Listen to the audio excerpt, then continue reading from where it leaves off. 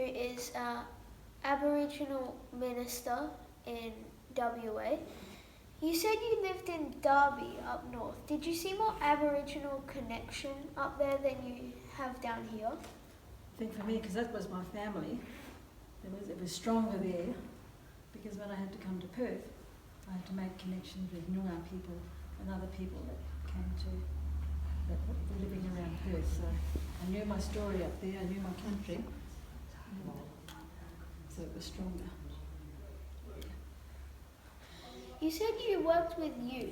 Did you see many faithful connections with the youth, or did you see less? I think you've got to be really careful about faithful connections, because often people forget that young people have their own spirituality, and because it doesn't match up with adults. They don't think they're spiritual, but certainly I think all the way through there were young people that were really connected to country and connected to their story. And the main thing is about being connected to your own story. It's important. You also said you worked with Christian brothers.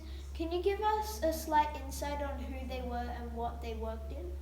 Okay, with the Christian brothers, because I was principal at Clontarf Aboriginal College for 15 years, so they were, because that was a Christian brother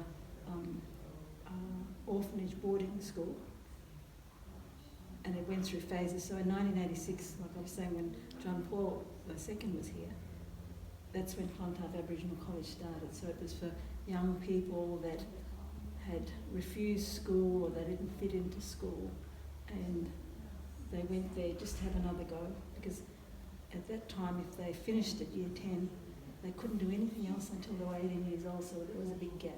We were trying to fill that gap. And over the years, it's kind of progressed, and now it's a Catholic school doing subjects that are similar to other high schools. So, yes. Can you share your opinion on some of the main takeaways from tonight's workshop? I think the main thing to take away is that we all have a responsibility to share our story, because unless we share our story and we listen carefully to the other story and really make sure that we have this commitment to, we're always bandying around reconciliation, and part of that is we must listen to each other's stories, and we must understand each other's stories, no matter how difficult they might seem or how unbelievable they might seem. That it's important to listen, because in the listening and in the connection you find God. Thank you for joining us tonight.